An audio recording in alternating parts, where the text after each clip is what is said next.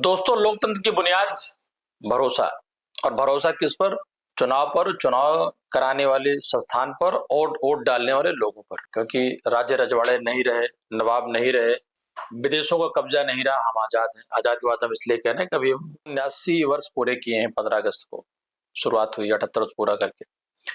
पर एक तरफ जहां विपक्ष कह रहा आयोग जनता का पहरेदार नहीं बल्कि सत्ता का प्रवक्ता बन चुका है, राहुल गांधी से लेकर अखिलेश यादव, संजय सिंह, तेजस्वी यादव, हर कोई कह रहा है कि वोट चोरी हुए हैं, मतदाता लिस्ट से नाम गायब है, सीसीटीवी फुटेज छुपाए जा रहे हैं और पूरा खेल बीजेपी के इशारे पर हो रहा है। दोस्तों नमस्कार, मैं मनोज मिश्रा, आप देख रहे हो यूनाइटेड भारत।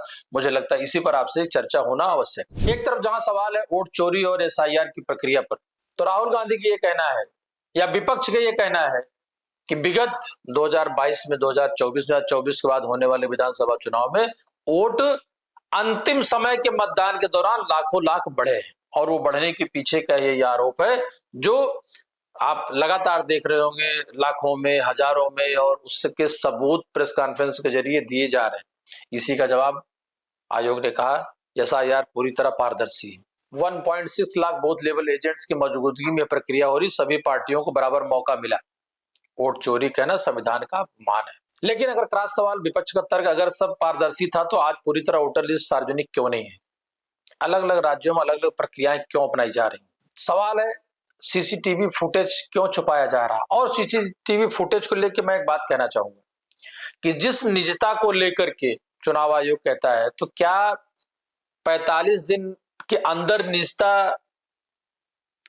कायम रहेगी, वो बाहर नहीं जाएगी? 45 दिन बाद रिकॉर्ड हटा देने से निजता पे सवाल होगा और निजता बाहर नहीं जा सकती। बहु बेटियों को लेकर के जो तर्क दिया गया, मुझे लगता है चुनाव आयुक्त का ये तर्क बहुत बेमाना, और बेमाना नहीं, बहुत प्रायोगिक नहीं है। मित्रों, आम आदमी पार्टी राहुल गांधी ने सवाल उठाया, ईवीएम स्ट्रांग रूम और बूथों की सीसीटीवी फुटेज क्यों नहीं दिखाई जा रही है? और अगर सब पारदर्शी है तो डर किस बात का? इस पर चुनाव आयोग का जवाब होता है, फुटेज दिखाना निजता उल्लंघन होगा। जैसे किसी माँ बहन बेटी वीडियो सार्वजनिक नहीं किया जा सकता, वैसे ही किसी मतदाता की प्राइवेसी भी सर्वोपरि है। बड़ा मजाक मैं इसलिए कहना चाहूंगा कि संवैधानिक पद पे उच्च स्तर पर बैठे व्यक्ति का यह जवाब कितना हास्यास्पद ही नहीं है, बल्कि प्रायोगिक रूप से ये बहुत बड़ा मजाक है। पोलिंग बूथ के अंदर जाकर के वो किस पर बटन दबाएं, इस बात का वीडियो किसी को नहीं चाहिए, किसी की सीसीटीवी कवर नहीं चाहिए, बल्कि जो लोग लाइनों में लग करके वोट देने जा रहे हैं। क्योंकि एक ही व्यक्ति के नाम के अगर 10 लोग, 20 लोग, 25 लोग हैं, इसमें निजता का कहीं कोई सवाल नहीं। वहीं दूसरी तरफ विपक्ष मीडिया ने पूछा, जब मतदान टीवी लाइव दिखता है, लोग आकर के सेल्फी और विक्ट्री का दिखाते हैं, उस समय उनकी निजता कहां चली जाती है? लेकिन डुप्लीकेट वोटर के नकली नाम, नकली चेहरे, एक ही व्यक्ति कई बार वोट डाले। अगर विपक्ष के नेता राहुल गांधी की बात कर ले, कर्नाटक के महादेवपुरा की मिसाल दी उन्होंने। समाजवादी पार्टी ने यूपी में 18,000 नकली वोटों की लिस्ट भी दी डीएम, और उनका ये कहना है, साहब लिस्ट के साथ हमने एफिडेविट भी सबमिट किया। चूंकि नया सवाल अभी एफिडेविट का भी आ रहा, मैं उस पर भी आगे आता हूं। डीएमके ने बल्क रजिस्ट्रेशन की शिकायत की, कहा लाखों डुप्लीकेट वोटर है, इसी कार्रवाई क्यों नहीं करता? इसी का जवाब, कहा हमें कोई ठोस प्रमाण नहीं मिला है। किसी के पास 2 एपिक कार्ड हो सकते हैं, लेकिन डबल वोटिंग अपराध है। क्रॉस सवाल विपक्ष का पलटवार, जब हम आपको डुप्लीकेट लिस्ट सबूत के तौर पर दे रहे हैं तो आप स्वीकार क्यों नहीं करते हैं? आखिर आप जनता को असली और नकली मतदाता की लिस्ट क्यों नहीं दिखाते हैं? मित्रों, आप एक बात और देखे होंगे कि आपराधिक कंट्रोल करने वाली संस्थाएं इस बात का विज्ञापन देती हैं कि अगर आप उनको कोई सूचना देते हैं तो आपकी सूचना गुप्त रखी जाएगी। तो क्यों इस पर एफिडेविट, अगर किसी भी तरीके के फर्जी या 420 या फर्जी वोटरों की लिस्ट या उसका सबूत आपको दिया जा रहा, तो आप एफिडेविट की मांग क्यों कर रहे हैं?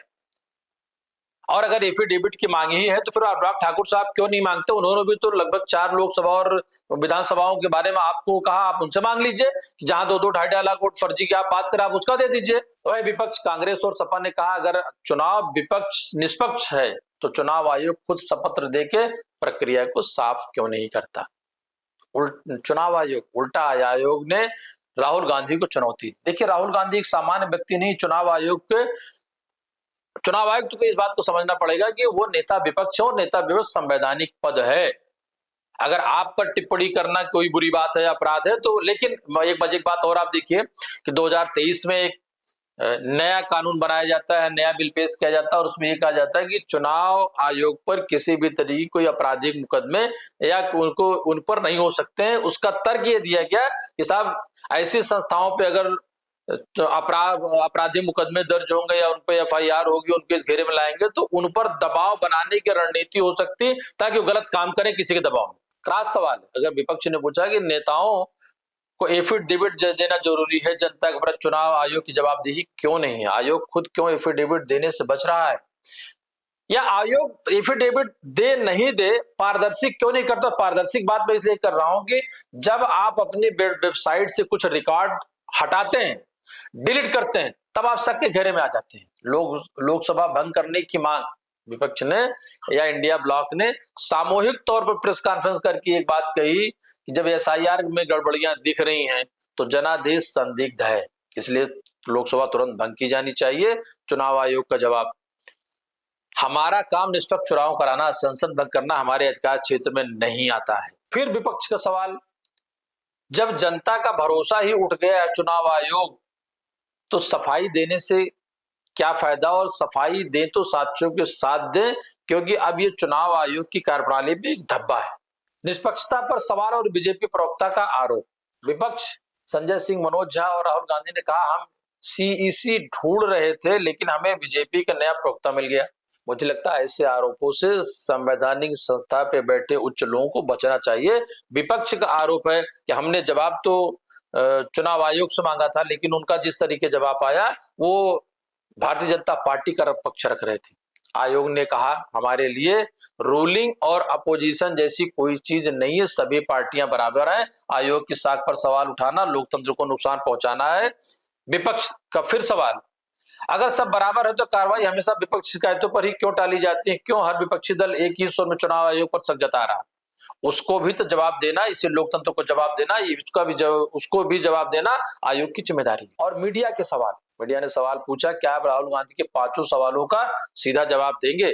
चुनाव आयोग ने गोलमोल बात की। प्रेस ने पूछा क्या आप मास्टर वोटर लिस्ट विपक्ष को देंगे? कोई इस पर जवाब नहीं। विपक्ष ने पूछा क्या आयोग एफिडेविट देगा? कोई जवाब नहीं। उल्टा विपक्ष से मांग की गई कि वो एफिडेविट दे और समय सीमा पर बुलाने पर विपक्ष का कोई नेता अपना पक्ष रखने नहीं आता है। पत्रकार साथियों ने पूछा CCTV फुटेज निजता है तो EVM मॉक पोल या काउंटिंग फुटेज क्यों जारी होते हैं? आयोग की इस पे चुप्पी।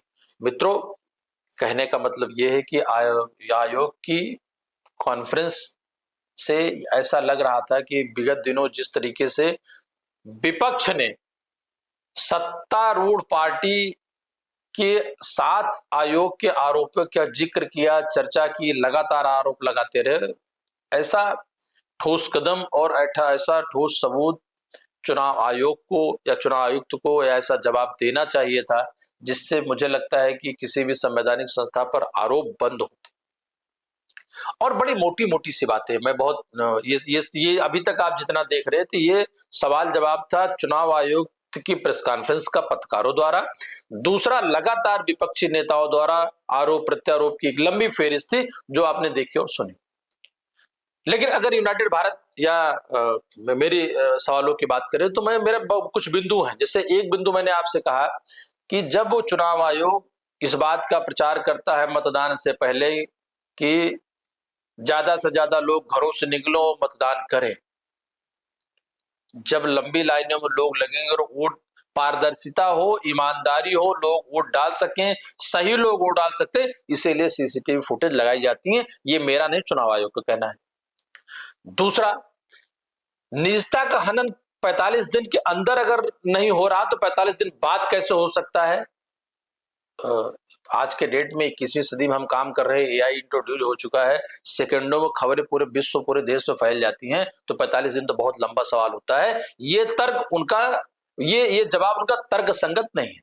दूसरा, जब SIR और नागरिकता का मामला सुप्रीम कोर्ट में है तो बहुत सारे मामलों से चुनाव आयोग को बचना चाहिए, उसमें पार्टी उनको नहीं बननी चाहिए।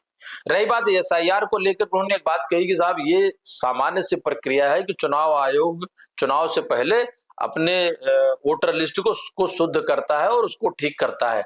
लेकिन उन्होंने एक बात ये कही, जब ये सवाल हुआ, ये तर्क दिया गया, इस बात का सबूत दिया गया है कि साहब पिछले 20 साल से ये लोग वोटर लिस्ट में एकाएक कैसे कट गए। तो उन्होंने कहा कि 20 साल में हो सकता है इतने बेहतर तरीके से इसका फिल्टर नहीं किया जा सकता हो या नहीं किया गया हो। चलिए, फिर अपनी वेबसाइट पर जो रिकॉर्ड्स आप मेंशन करते हैं, अगर उसको आप आरोप प्रत्यारोप के जरिए या आरोप होने पर आप हटाते हैं तो भी आप संदिग्ध के घेरे में आते हैं। एक बात और चुनाव आयुक्त ने कही कि अंतिम समय वोटिंग परसेंटेज घंटे में 10-10, 5-5, 7-7%, लेकिन अंतिम समय बढ़ सकता है क्योंकि लोग, गर्मी होती है, धूप होती है, बारिश होती है, लोग अंतिम समय वोट डालते हैं। लेकिन उस अंतिम समय के वोटों का या परसेंटेज का अगर डाटा विपक्ष आपको देता है, विपक्ष तो लोकतंत्र में जनता की आवाज के रूप में आपको आगाह करने की बात कर रहा, तो उसको आप जांच के घेरे में क्यों नहीं लेते? अगर आप एसआईआर के जरिए पूरे देश में वोटों का शुद्धिकरण चाहते हैं, जो फर्जी वोट उनको हटाना चाहते हैं, फर्जी लोग आए उनको हटाना चाहते हैं, तो नियमतः वोट भी फर्जी ना पड़े, ये भी नैतिक जिम्मेदारी चुनाव आयोग की बनती है। मित्रों, एक बात मैं कहना चाहूंगा कि जितने सबूत, जितने साक्ष्य विपक्ष द्वारा अब तक दिए गए, सामूहिक प्रेस कॉन्फ्रेंस करके विपक्ष द्वारा जितने आरोप लगाए गए, और विपक्ष अभी एक कदम और आगे जाने की प्रक्रिया में जिस तरीके से बढ़ रहा, मुझे लगता है एक इतिहास बनेगा, और वो इतिहास काला इतिहास होगा कि किसी चुनाव आयुक्त के खिलाफ महाभियोग की भी चर्चाएं और बातचीत चल रही। सरकारें आती जाती रहेंगी, ये बातें बार बार कही, ये बात चुनाव आयुक्त ने भी कही कि सरकारें आज किसकी हैं, कल किसी और को होंगी, कल किसी और को होंगे, लेकिन अधिकारी भी आते जाते रहते हैं, लोकतंत्र यही रहता है। मुझे लगता है ईवीएम खेला बंद हो गया, वो तो चुनाव परिणाम या चुनाव आने के बाद होगा। अभी जिस तरीके से वोटों को लेकर के, वोट को चोरी को लेकर के, फर्जी वोटों को लेकर के और तथाकथित प्रबंधन के द्वारा ज्यादा वोटों को डालने को लेकर के ऐसा भी हुआ, जैसे आप देखिए, एक तर्क है कि लगभग 12 से 14% वोटर जो 18 साल की उम्र सीमा में महाराष्ट्र भाई नहीं, वो वोटर बन चुके हैं। बाकी मुझे लगता है आपने यूनाइटेड भारत के कई पुराने वीडियो में देख लिए होंगे कि कितनी संख्या, कितने आवाज, कैसे कैसे करके। मैं फिर आपका आभार व्यक्त करना चाहूंगा। आपका धन्यवाद। आप देखते रहे यूनाइटेड भारत। मैं मनोज मिश्रा।